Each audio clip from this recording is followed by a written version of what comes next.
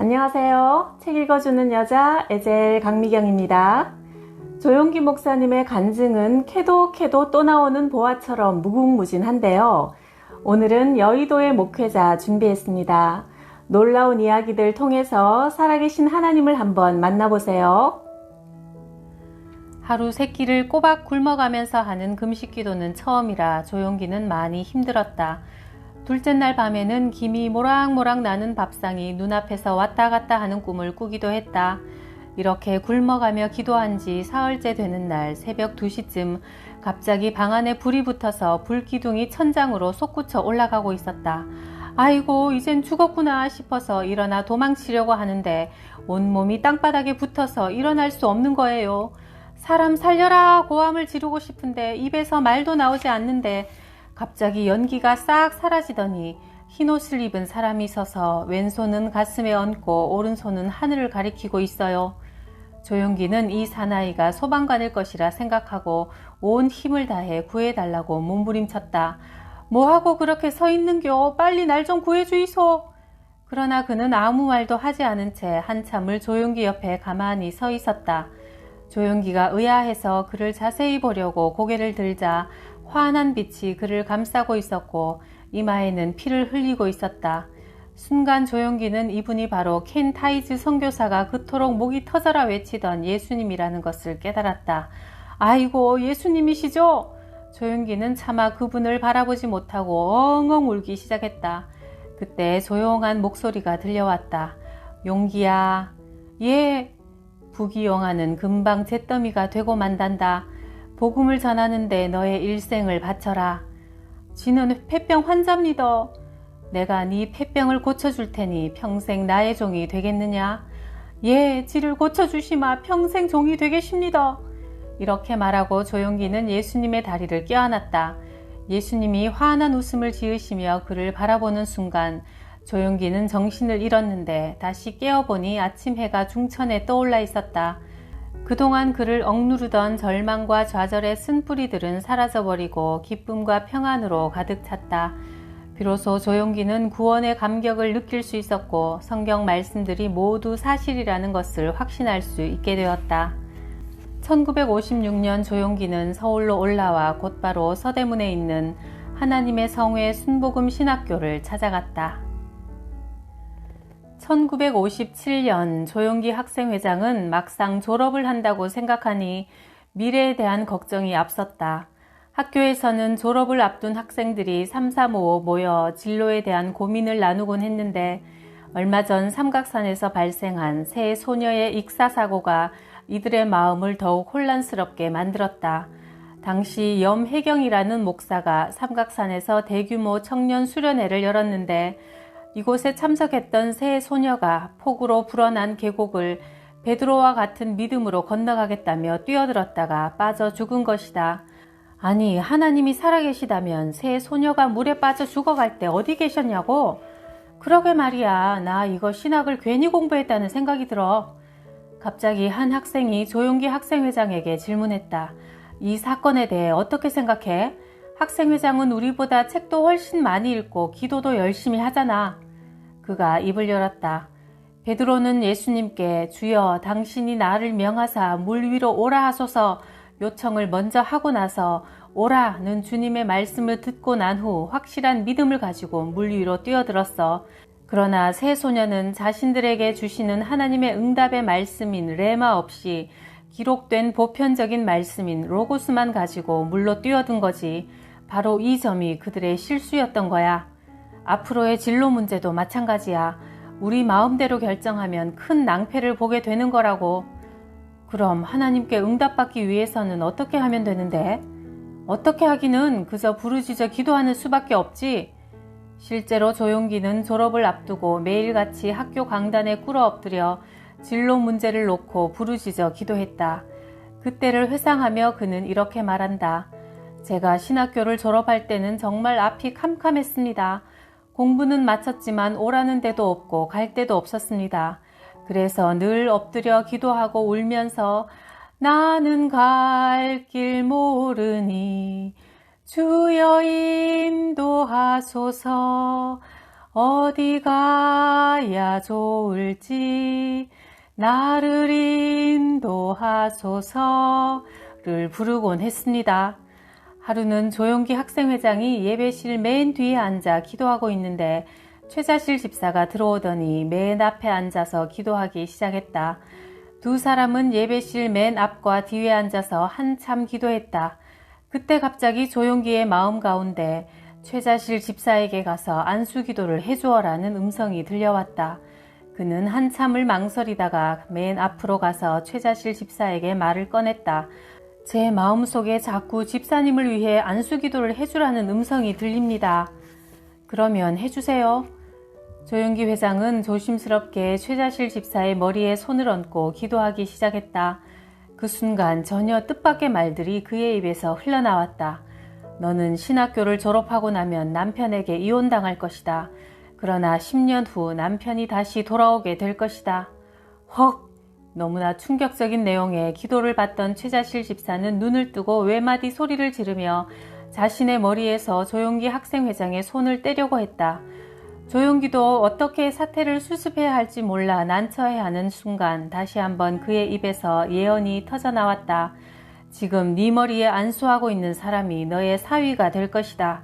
뭐라고? 최자실 집사는 어이가 없어 그 자리에서 벌떡 일어나 예배실을 나가버렸고 조용기 학생회장은 어찌할 바를 몰라 그녀의 뒷모습만 쳐다보았다. 그 후 두 사람은 함께 천막교회를 개척하게 되었고 서대문으로 옮겨 순복음 중앙교회가 계속 성장해 나가자 조용기 목사에게 아내와 가정이 필요하다는 여론이 교회 내 급속하게 일어났다. 그러더니 권사들을 중심으로 조 목사의 결혼을 추진하겠다는 움직임이 생겨나 부인회 임원들이 조 목사의 자취방을 방문했다. 목회하시느라 고생하시는 목사님에게 보필할 사모님이 계셔야 합니다. 목사님은 아무 소리 마시고 무조건 성의 양과 결혼하시지요. 지금까지 최자실 목사의 딸 김성애를 친동생처럼 생각했던 조용기 목사는 권사들의 갑작스러운 조언에 당황했고 존 허스톤 선교사를 찾아가 진지하게 상의하기로 했다. 그런데 허스톤 선교사는 조 목사가 결혼 이야기를 꺼내자마자 기다렸다는 듯 김성애와 결혼하라고 권했다. 그렇지 않아도 제가 조 목사님의 결혼 문제를 놓고 혼자서 기도해 왔는데 성의 양과 결혼하는 것이 하나님의 뜻이라는 응답을 받았습니다. 그러나 성애는 중학교 때부터 오빠 오빠 하면서 저를 따라다녔고 제가 용돈이라도 주면 고맙습니다 하면서 받는 친동생 같은 아이입니다. 그러나 이미 조 목사님은 신학교 시절 최 전도사님의 사위가 될 것이라는 하나님의 계시를 받았다고 하지 않았습니까? 내심 조용기 목사를 사위로 마음에 두고 있었던 최자실 전도사도 딸 성애가 학교를 졸업하는 대로 두 사람이 결혼하기를 바랬다. 이렇게 해서 조용기 목사는 본격적으로 김성애를 배우자로 놓고 기도하기 시작했고 기도할수록 하나님의 응답이라는 확신이 들었다. 마침내 김성애가 이화여대를 졸업한 1965년 3월 1일 두 사람은 3,000여 명의 성도들 앞에서 결혼식을 올렸다. 주례를 맡은 리차드 목사는 흥이 나서 1시간 동안 주례를 하는 바람에 몸이 허약했던 조 목사는 쓰러지지 않기 위해 안간힘을 써야 했다. 결혼식이 끝난 후 두 사람은 신혼여행으로 부산 해운대를 찾았다. 그러나 여행 기간 내내 조 목사는 그동안 누적된 피로 때문에 꼼짝없이 방에 누워 있어야 했고 아내 김성애는 계속 그를 보살펴야만 했다. 어느 날 조용기 목사가 선교여행을 마치고 돌아와 교회 사무실에 도착하자 재직들이 심각한 얼굴로 기다리고 있었다. 목사님, 큰일 났습니다.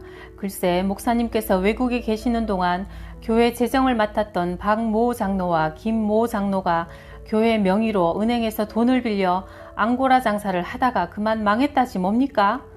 조 목사는 깜짝 놀랐다. 아니 어떻게 내 인감도장도 없이 교회 명의로 돈을 빌릴 수 있었단 말입니까? 그동안 두 사람이 목사님을 대신해서 오랫동안 은행과 거래를 했더니 은행원이 두 사람 말만 믿고 돈을 빌려주었다는군요. 그 은행원은 사표를 내고 사라졌고 은행에서는 돈을 갚지 않는다며 교회를 상대로 고소장을 제출한 상태였다. 두 분은 지금 어디 계시는데요? 두 사람 모두 쓰러져서 자리에 누워 있습니다. 조용기 목사는 먼저 박모 장로의 집으로 갔다. 박장로는 급성 간염에 걸려 온몸에 빨간 반점이 돋은 채 누워 있었다. 그는 조용기 목사가 방 안으로 들어오는 것을 보고는 넋이 나간 얼굴로 연신 하는 소리만 냈다. 이날 조 목사는 박장로를 위해 간절히 기도해 주었다. 하나님, 비록 박장로가 하나님 앞에 큰 죄를 지었으나 그의 영혼만은 불쌍히 여겨 주옵소서. 그러나 조 목사가 교회 사무실로 돌아온 지 몇 시간도 채 지나지 않아 박장로가 죽었다는 전갈이 왔다. 그리고 얼마 지나지 않아 박장로와 함께 교회 명의를 도용했던 김모 장로마저 중풍으로 쓰러지고 말았다. 결혼 후 조 목사는 토요일에는 설교문이 완성되면 아내 김성애를 앉혀놓고 설교를 했다. 마치 수만 명의 성도들 앞에서 설교하는 것처럼 열정적으로 설교를 마치면 가만히 듣고 있던 김성애는 좋았던 점과 개선했으면 하는 점, 특히 경상도 발음 등을 지적해 주었다. 때론 그녀의 말에 조 목사는 마음이 상해서 그렇게 잘하면 당신이 설교해! 대꾸하기도 했지만 마음속으로는 아내의 지적이 옳아, 내일 설교할 때는 아내의 말대로 고쳐야지 하며 그녀의 조언을 받아들이곤 했다. 결혼을 통해 목회자로서 사역하는데 가정이 매우 중요한 역할을 한다는 사실을 깨달은 조용기 목사는 부교역자를 뽑을 때도 가정에 충실한 사람을 선택했다. 어느 날 한 신학생이 찾아와 서대문 순복음 중앙교회의 부교역자로 채용해달라고 부탁했다. 조 목사님께서는 젊으신 나이에도 불구하고 놀라운 사역을 감당하고 계십니다. 목사님 밑에서 목회를 배우고 싶습니다. 그래서 그에게 성경관과 신앙관 등에 대해 질문했다. 그의 답변과 태도 등을 보면서 나무랄 데 없다고 생각했다. 마지막으로 조 목사는 그의 가정에 대해 물었다. 결혼을 하셨습니까? 예, 아이도 있습니다. 그러나 저는 주님의 일을 하기 위해 아내와 아이를 분토와 같이 버렸습니다. 조용기 목사는 그의 대답에 깜짝 놀랐다.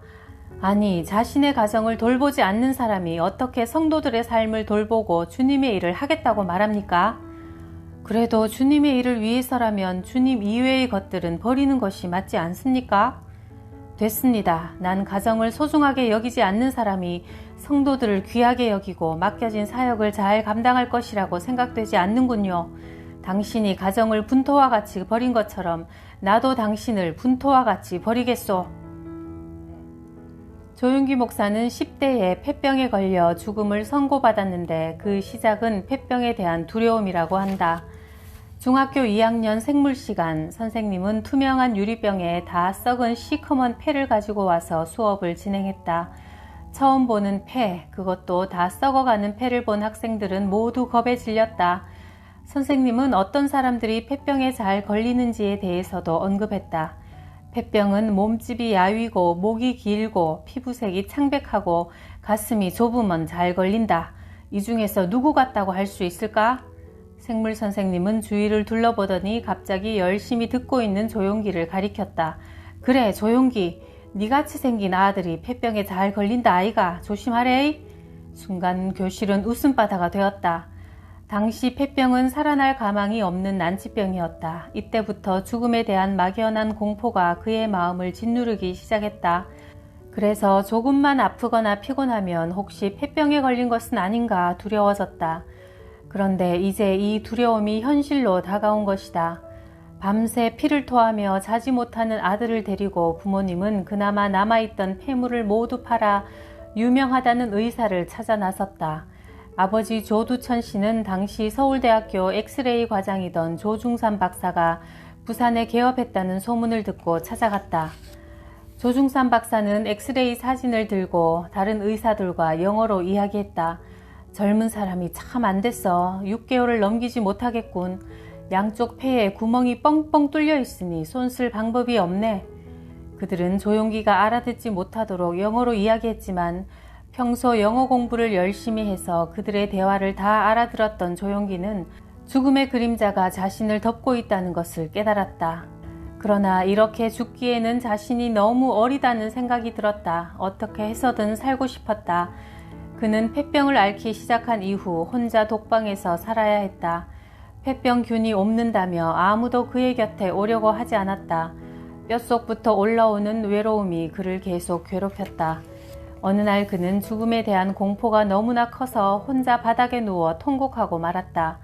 하나님이 계시면 낼 좀 살려주이소. 내는 죽기에는 너무도 억울합니다. 매일같이 불경을 소리내서 읽어도 도대체 부처님은 어디 가고 없고 아무런 대답도 없습니다. 만약 하나님이 계시마 내를 좀 살려주이소. 이 일이 있고 일주일 후 누나의 친구가 찾아왔다.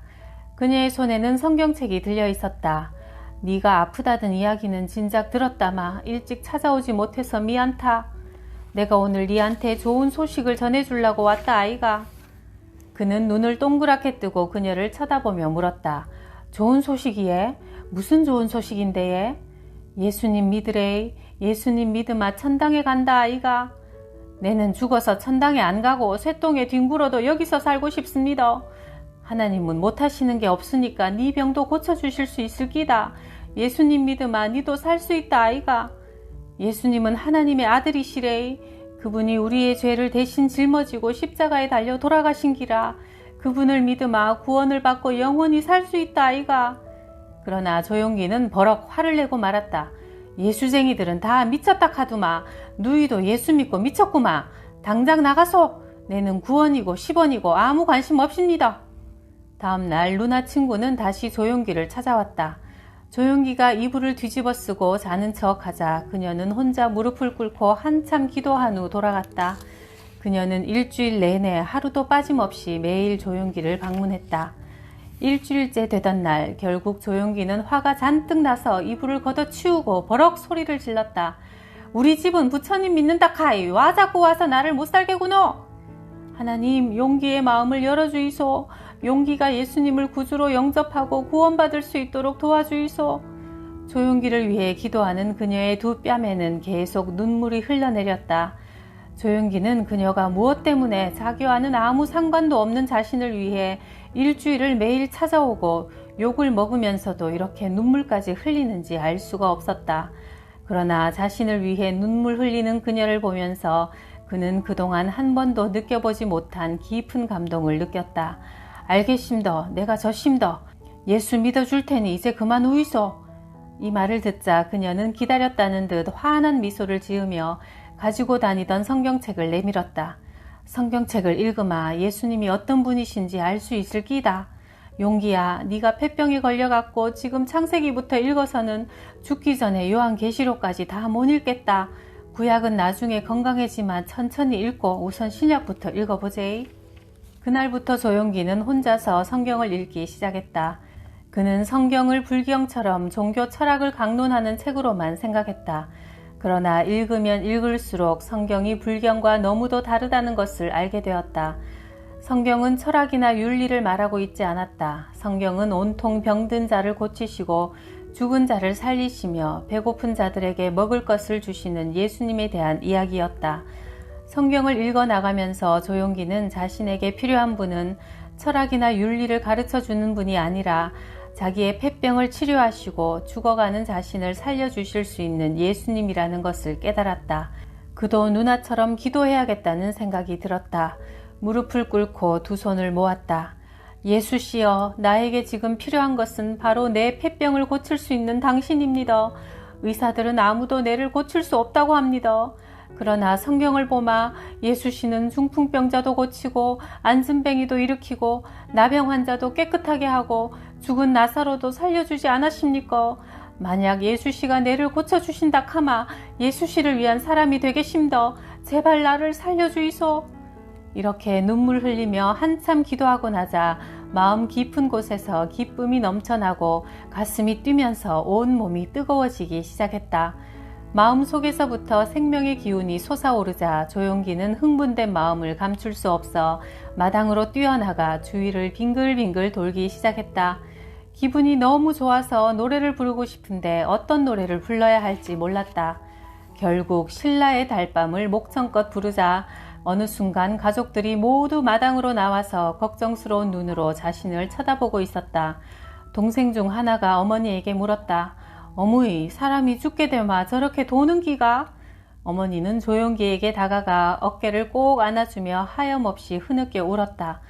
네가 가난한 집에서 태어나 제대로 먹지도 입지도 못하고 장남 노릇한다고 참말로 고생했다. 이제 죽으마 부잣집에 태어나 먹을 것도 많이 묻고 네 좋아하는 공부도 많이 하거라. 어머니, 내가 죽기는 와 죽십니까? 내는 절대로 안 죽십니다. 내는 지금 기분이 참말로 좋아해. 그날 이후로 조용기는 성경책을 손에서 놓지 않았다. 당시의 기억을 조용기 목사는 이렇게 회상한다.